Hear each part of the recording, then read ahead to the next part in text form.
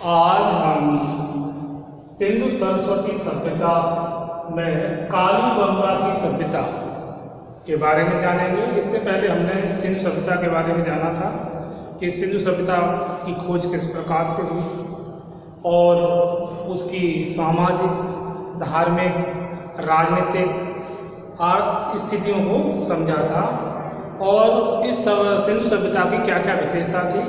तो आज हम सिंधु सरस्वती सभ्यता में कालीबंगा की सभ्यता के बारे में जानेंगे। कालीबंगा सभ्यता, इसका उत्खनन कार्य कब हुआ इसके बारे में देखेंगे। कालीबंगा की सर्वप्रथम खोज अमलानंद घोष ने 1952 ईस्वी में की थी। अमलानंद घोष और 1952 में, और 1961 से 1969 ईस्वी के मध्य इस सभ्यता, इस स्थल की खुदाई का कार्य श्री बी लाल, श्री बी थापर, श्री M.D. खरे और श्री K.M. श्रीवास्तव, श्री A.P. जैन पुरातत्ववेत्ताओं के निर्देशन में हुआ था। तो कालीबंगा सभ्यता का जो उत्खनन कार्य है इन पुरातत्ववेत्ताओं के देखरेख में हुआ और यह सभ्यता सिंधु सभ्यता के समान ही डेवलप थी। इसके बाद देखें नगर एवं भवन निर्माण।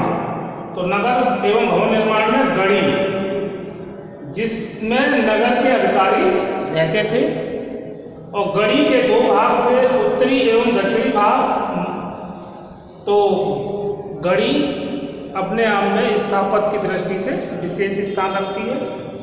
मकान काफ़ी बड़े होते थे। मकानों को बनाने के लिए कच्ची और पक्की ईंटों का प्रयोग किया जाता था। मकानों में मकान प्राय हवादार बनाए देखने को मिलते हैं, हवादार मकान, और इन मकानों पर परकोटे भी देखने को मिलते हैं, जालियाँ। इस तरीके से मकान बनाए गए थे कि मकान में ज़्यादा मतलब गर्मी ना रहे।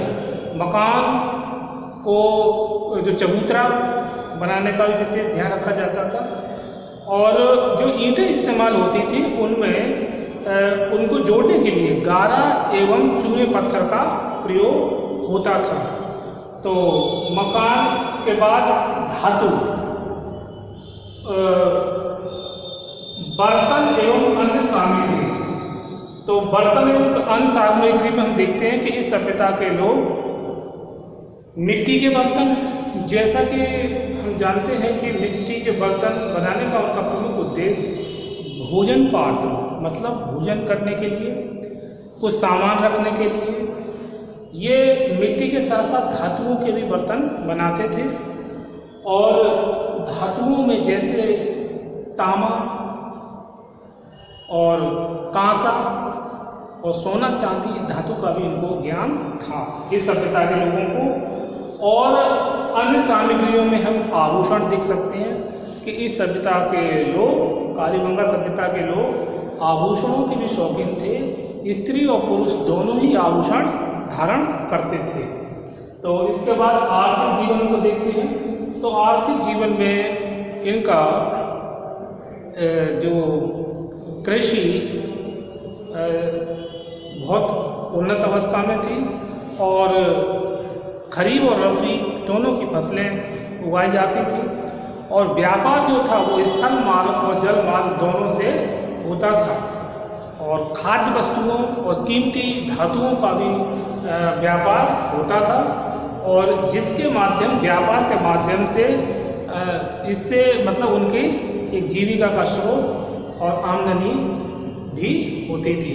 तो व्यापार, आयात और निर्यात देश के अंदर और बाहर समुद्र के माध्यम से भी सामानों को, अन्य वस्तुओं को भेजा जाता था।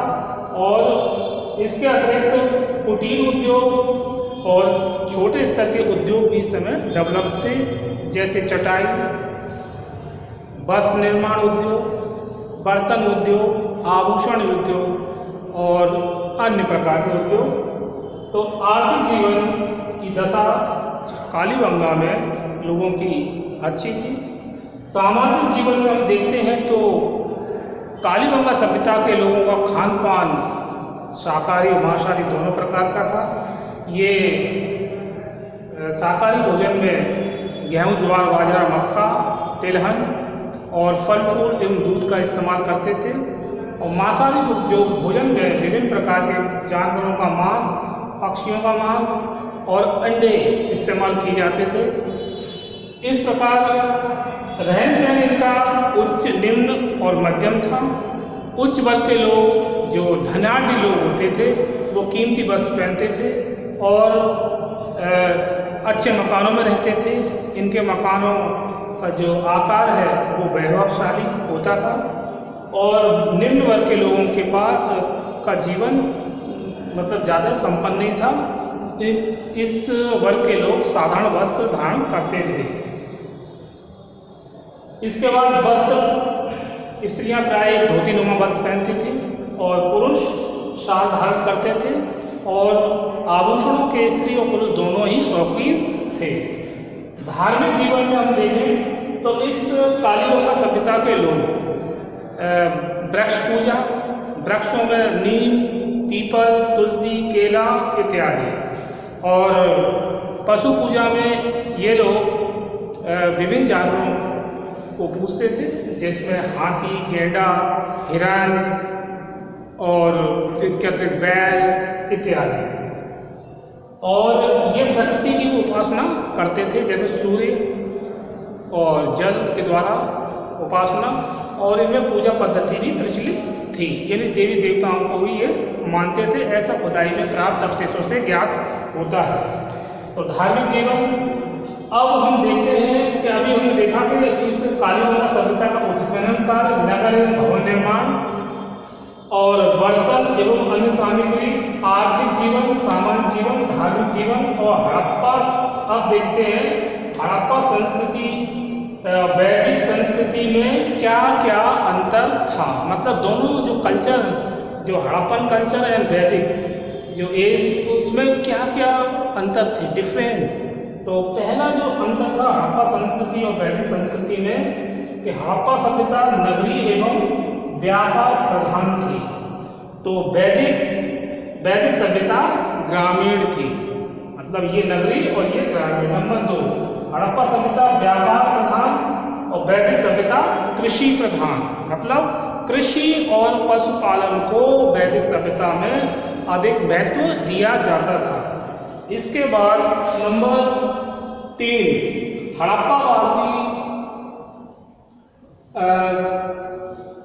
हड़प्पावासी के बारे में यह निश्चित रूप से नहीं कहा जा सकता कि ये अश्व यानी घोड़े से परिचित थे कि नहीं, लेकिन वैदिक सभ्यता आर्यों, ऋग्वैदिक आर्यों के जीवन में अश्व का विशेष महत्व था, यानी घोड़े का, क्योंकि घोड़े का विभिन्न कार्यों में प्रयोग लाया जाता है। लेकिन ये एक सस्पेंस बना हुआ है कि हड़प्पा संस्कृति के लोग अश्व से परिचित थे कि नहीं, ये निश्चित रूप से नहीं कहा जा सकता। नंबर नेक्स्ट, हड़प्पावासी लोहा धातु से अपरिचित थे, मतलब लोहे का ज्ञान नहीं था। और हड़प्पा सभ्यता ताम्रकालीन थी और तांबा, कांसा, सोना, चांदी का इनको ज्ञान था।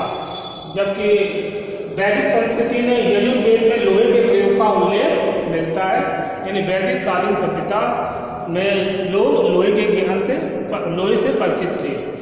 इसके बाद नंबर नेक्स्ट, हड़प्पावासी बैल को श्रद्धा की दृष्टि से देखते थे, शक्ति का प्रतीक मानकर उसकी पूजा भी करते थे।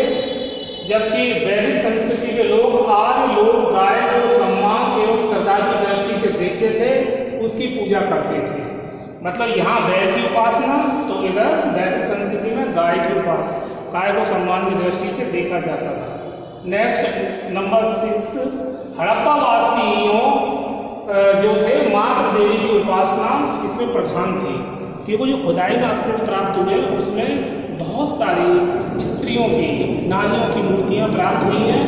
जबकि वैदिक संस्कृति में आर्यों में पुरुष देवता प्रधान था, मतलब यहाँ पर पुरुष देवता प्रधान है और इधर मातृ देवी की उपासना की प्रधानता है। नेक्स्ट, हड़प्पा वासियों में लिंग पूजा प्रचलित थी। लिंग और योनि पूजा हड़प्पा वासियों में प्रचलित थी, जबकि आर्य लोग लिंग पूजा के निंदक थे, मतलब उन्होंने इसकी निंदा की है। हड़प्पा मोहनजोदड़ो के उत्खनन में अग्निकुंड के अवशेषों का अभाव देखने को मिलता है। मतलब हड़प्पा और मोहनजोदड़ो के उत्खनन जो खुदाई के कार्य हुए हैं उसमें अग्निकुंड के अवशेषों का अभाव देखने को मिलता है, जबकि आर्यों का धर्म ज्ञान प्रधान था। आर्यों का धर्म यज्ञ प्रधान था, यज्ञों का विशेष महत्व था। वे प्रकृतियों की शक्तियों के उपासक थे। उनकी उपासना में अग्नि, यज्ञ, हवन का विशेष महत्व था। नंबर नेक्स्ट, सिंधु वासियों का प्रिय भोजन मछली था, मतलब वो मछली को पसंद करते थे, जबकि आर्य मांसाहारी तो थे लेकिन मछली वो पसंद नहीं करते थे। इसके बाद नेक्स्ट, अस्त्र शस्त्र हड़प्पा वासियों के साधा थे, मतलब ज़्यादा उच्च कोटि के नहीं थे। जो अस्त्र शस्त्र थे वो एक तरह से काम चलाऊ कह सकते हैं, मतलब उतना अच्छे शस्त्र नहीं थे जिसको हम उनकी ज़्यादा प्रशंसा करें। लेकिन आर्य लोग ढाल, कवच, तीक्ष्ण शस्त्रों का प्रयोग करते थे, जिससे ये अपने कार्यों करने, युद्ध में मतलब युद्ध को जीतने में इनके शस्त्र अच्छे थे, जिससे इनको काफ़ी सुविधा रहती थी। तो आज हमने कालीबंगा सभ्यता में उत्खनन का, नगर एवं भवन निर्माण, बर्तन एवं अन्य सामग्री, आर्थिक जीवन, सामाजिक और धार्मिक जीवन के बारे में, और हड़प्पा संस्कृति और वैदिक संस्कृति के अंतर को हमने समझा। इसके बाद आधुनिक हिंदू धर्म से तुलना। तो यदि हम वैदिक सभ्यता और हड़प्पा सभ्यता की तुलना आज के हिंदू धर्म से करें तो इसमें बहुत अधिक समानता दिखाई देती है। आज भी लोग वृक्ष पूजा करते हैं, नीम, तुलसी, पीपल, आम, केला आज भी पूजा की जाती है, और बरगद। इसके अतिरिक्त पशुओं में भी हम गाय, बैल की उपासना आज भी हम करते हैं, और इसके अतिरिक्त हम यज्ञ और हवन आदि भी कराए जाते हैं। तो बहुत कुछ साम्यता दिखाई देती है वैदिक सभ्यता और हड़प्पा सभ्यता का। अगर वर्तमान से संबंध किया जाए तो काफ़ी समानता है। बहुत सारी जो संस्कृति के जो अंग थे वो अब समाप्त हो गए, लेकिन काफ़ी कुछ समानताएं देखने को मिलती हैं। और आज भी गाय की उपासना की जाती है और गाय को पूजा जाता है। तो हिंदू धर्म में हड़प्पा सभ्यता वैदिक संस्कृति में सामंजस्यता है। तो आज इस वीडियो में इतना ही। इसके आगे हम नेक्स्ट जो टॉपिक है उसको नेक्स्ट वीडियो में समझेंगे। ओके।